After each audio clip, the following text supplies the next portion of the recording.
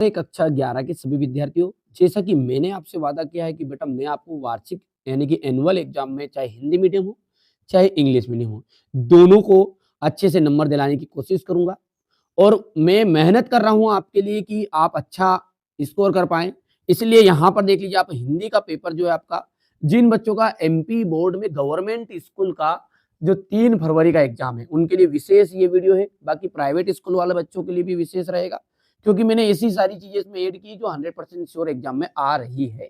ठीक है, चलिए शुरू करते हैं।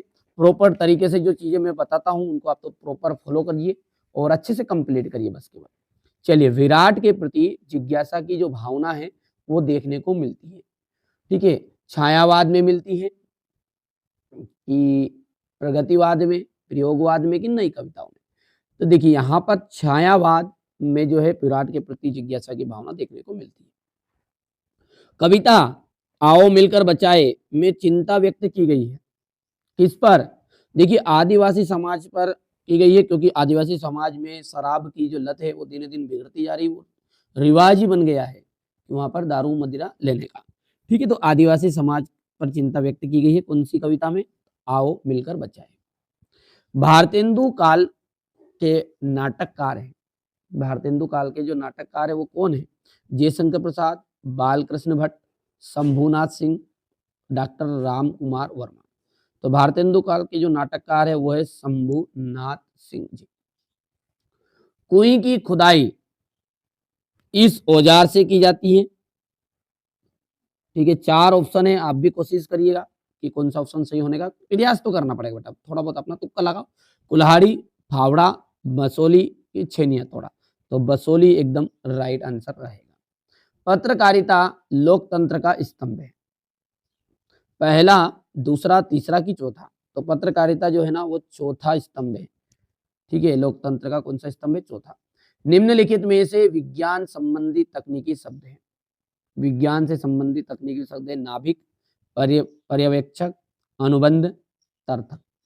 तो नाभिक इसका राइट आंसर रहने वाला है। हो गया इतना। चलिए रिक्त स्थानों को समझते हैं।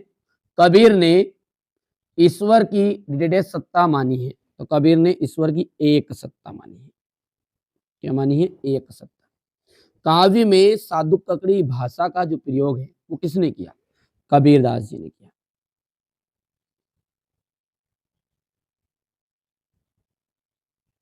कबीरदास ने किया। मियाँ चारपाई पर बैठे बैठे किसका मजा ले रहे थे? बीड़ी का मजा ले रहे थे। चारपाई पर बैठे बैठे किसका मजा ले रहे थे? बीड़ी का। लेखक कुमार गंधर्व के अनुसार लता ने रस के साथ अपेक्षाकृत न्याय नहीं किया है।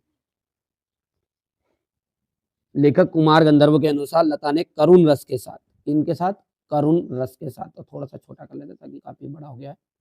ये हो गया इतना।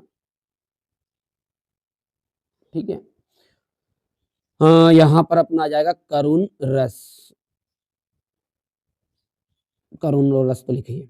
डायरी नितांत है एक व्यतिरेक रचना है। व्यक्तिक। काव्य का सौंदर्य बढ़ाने वाले धर्म को कहा जाता है अलंकार। हो गया। चलिए आगे देखते हैं, जोड़ी को समझते हैं। सबसे खतरनाक, सबसे खतरनाक कहा जाएगा आपका पहले का अवतार सिंह संधू पास। ठीक है, हो गया इतना। दूसरा समझते हैं। गलता लोहा, गलता लोहा का जाएगा शेखर जोशी। आलो आधरी, आलो आधरी में जाएगा बेबी हल्दार। स्वलेखन, स्वलेखन के अंतर्गत आ जाएगा आपका डायरी। रश्मि रति, तो आपको मिलान करना है रामधारी सिंह दिनकर से। तो क्या है आपका निपात शब्द है। और भाव पल्लवन का जाएगा आपका भाव विस्तार। ठीक है, करोगे कंप्लीट नहीं चाहिए। रीतिकाल को अन्य नाम दिया गया है।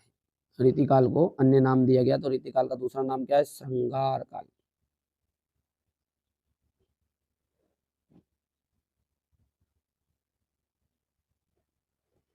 नेहरू जी के सवालों का जवाब कौन से व्यक्ति ने दिया था? हट्टे कट्टे जाट ने। हट्टे कट्टे जाट। धरातल पर बहने वाले पानी को क्या कहा जाता है? धरातल पर जो पानी बहता है उसे कहते हैं पालर पानी। पटकथा की मूल इकाई क्या होती है? तो पटकथा की मूल इकाई दृश्य। काव्य के कितने भेद है? काव्य के 2 भेद है। विस्तृत कलेवर वाले काव्य को क्या कहा जाता है? तो महाकाव्य कहा जाता है। सूत्र रूप से कही गई बात को विस्तार से लिखना और समझना क्या कहलाता है? भाव पल्लवन।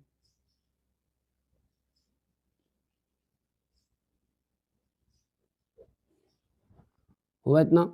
चलिए सत्य असत्य देखना है। पुरोहित बंशीधर तिवारी अपने पुत्र को पढ़ा लिखा कर बड़ा आदमी बनाना चाहते थे। बिल्कुल सत्य बात है।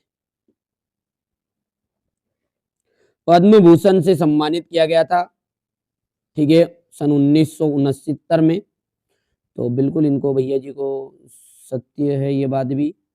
भारतीय संगीत सुर ताल राग और काल से संबंध है, तो ये बात भी आपकी सत्य है।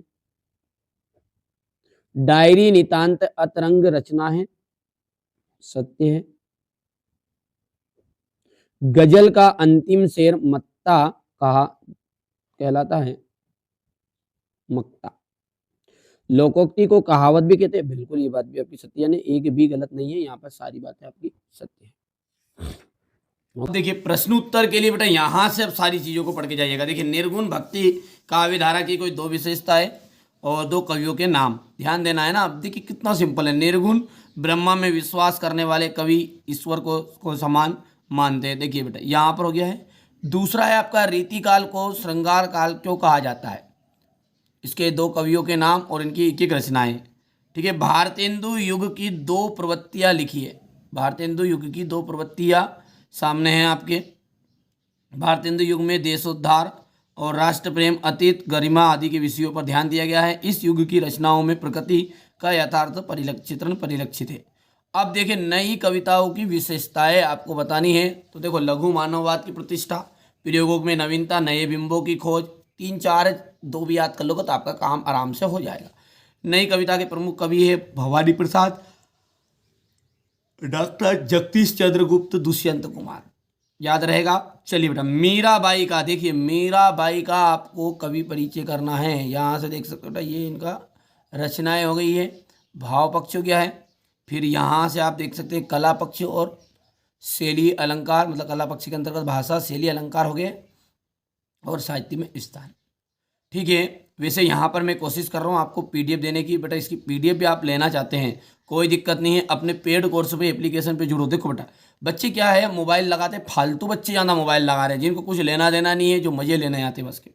देखिए बेटा मेरा मकसद ये है आप थोड़ा समझिए कि अपनी एक एप्लीकेशन है, समझिएगा अपनी एप्लीकेशन जैसे प्ले स्टोर की तरह एक एप्लीकेशन है अपनी, वहाँ पर मैं ये सारी चीज़ें पीडीएफ के थ्रू वहाँ पर अपलोड भी कर रहा हूँ, ठीक है। सॉल्यूशन के साथ में पेपर ये जो अपन ने बनाया जो, और ये पीडीएफ। यदि मेरे को लगता है मान के चलिए, थोड़ा सा इशारा कर रहा हूँ, आप समझदार है खुद ही, मान के चलिए मेरे को लगा कि नहीं यार कि हाँ कुछ चीज़ें ऐसी कि जो मिस हो रही है, जो एग्जाम में आ रही है मेरे द्वारा नहीं दी गई है, ठीक है, तो मैं धीरे से उसको एडिट करता हूँ वहाँ पर, और एडिट करने के बाद में आपके सामने प्रस्तुत कर देता हूँ। मुझे लगेगा कि हाँ ये चीज़ आ रही है 100%, आप थोड़ा सा इशारे में समझिए, खुल के बातें नहीं कर सकते है ना। तो उसको अपन कहाँ करेंगे, एडिट कर देते हैं वहाँ पे। अब वो एडिट करेंगे तो आपके यदि मोबाइल में वो इंस्टॉल रहेगा, ठीक है, तो मोबाइल में इंस्टॉल रहेगा तो सीधी सी बात है मेरे बाबू, आपके पास ऑटोमेटिकली वो आता रहेगा अपडेट, ठीक है। तो वो अपडेट आए इसीलिए आप एप्लीकेशन को डाउनलोड करिएगा बेटा, और उसके लिए थोड़ा सा चार्ज रखा मैंने, ना मात्र चार्ज है, आज के लिए ऑफर है ये, मात्र आज के लिए पहले पेपर के लिए, मात्र पूरी 11th क्लास के लिए 150 रुपये मात्र है, मात्र 150। वैसे 200 रुपये चार्ज ज़्यादा लेता हूँ, लेकिन हमारे बच्चों के लिए मैंने, कुछ बच्चों ने कहा कि नहीं सर थोड़ा सा 10th 12th में नहीं, हम 11th में, कोई दिक्कत नहीं बेटा, कोई दिक्कत नहीं, आपके लिए विशेष, क्योंकि उसमें बेटा थोड़ा सा मेरा क्या जीएसटी फीएसटी सारी चीज़ें कटती है, ऐसा नहीं है कि नहीं सारी चीज़ें। बाकी मेरे पास 4 मेम हैं, ठीक है, 2 थोड़े से जो एडिट करते हैं वीडियो को, इनको वो भैया हैं, तो उनके लिए थोड़ा बहुत बेटा चार्ज है तो मेरे को लेना पड़ता है, समझिए आप खुद ही है ना। बाकी मैं कोशिश कर रहा हूँ यहाँ पर फ्री में भी कंटेंट देने के लिए। यदि आप समझदार है, जो चीज़ें बेटा कुछ पैसे दे के मिलती है वो फ्री में नहीं मिलती, बस इशारा ही काफ़ी है। बाकी आपकी मर्जी, करो नहीं करो, नहीं तो बाकी तो यहाँ से कर लो। अवतार सिंह संधू पास, ठीक है, यहाँ से आप देख सकते हैं रचनाएं, भाव पक्ष, कला पक्ष, साहित्य में स्थान हो गया। इसके बाद में आपका हो जाएगा जीवनी और आत्मकथा में अंतर। चलिए यहाँ से देख सकते हैं अपन आराम से बढ़िया से नाटक और एकांकी में अंतर, संशय स्मरण और रेखा चित्र में अंतर हो गया। भारतेंदु, भारतेंदु युग की विशेषताएं ये देखिएगा, दो करनी बेटा, 2 नंबर का आता है ना। शुल्क तर युग की कोई 4 विशेषता की जगह पर कितनी करनी, आपको 2 विशेषताएं करनी है। कहानी और उपन्यास में अंतर आपका देख सकते हैं यहाँ पर। कृष्णा सोबती का लेखक परिचय, ठीक है, कृष्णा सोबती का लेखक परिचय ये हो गया आपका, साहित्य में स्थान नहीं। ठीक है, सत्यजीत राय, यदि अपन देख सकते हैं सत्यजीत राय का यहाँ पर रचनाएं, भाषा शैली, साहित्य में स्थान। चाहे तो आप एग्जाम हाल से आने के बाद इसमें से जो पीडीएफ बता रहा हूँ ना, यहाँ से बेटा मिलान कर लीजिएगा। हाँ ठीक है, कोई दिक्कत नहीं है, आप तो निश्चिंत रहो। बाल मुकुंद गुप्त का लेखक परिचय हो गया। वो कितना सिंपल है यार, देखो कितनी लाइन में है, बस इतना सा खत्म। मन्नू भंडारी का, तो मन्नू भंडारी में बेटा अपनी देखो एमपी बोर्ड में यहाँ से आता है, मन्नू भंडारी के लिए रचना और भाषा शैली और साहित्य में स्थान। चलिए अब प्रबंध काव्य और मुक्त काव्य में अंतर हो गया। महाकाव्य और खंड काव्य में अंतर देख सकते हैं आप, थोड़ा सा 2-3 करने केवल, ये तो याद भी है बच्चों को, 10th क्लास में पढ़ा आपने। चलिए हास्य रस की परिभाषा उदाहरण सहित, हास्य रस की जो परिभाषा है वो उदाहरण सहित। वीर रस का को उधर की परिभाषा उदाहरण सहित आ जाएगी आपकी। रौद्र रस, अद्भुत रस हो गया। वक्रोक्ति अलंकार की परिभाषा उदाहरण सहित बतानी है आपको। श्लेष, ठीक है, ये हो गया इतना। रोला छंद देख सकते हैं आप, रोला छंद आ जाएगा। रोला छंद के बाद में मुक्तक तो नहीं करना है ना बेटा, जिन पे निशान लगे वो करना है ना, वो तो प्रसाद गुण की पंक्तियाँ लिखनी है आपको। इसके बाद में अभिधा व्यंजना शब्द शक्ति को उदाहरण सहित परिभाषित कीजिए।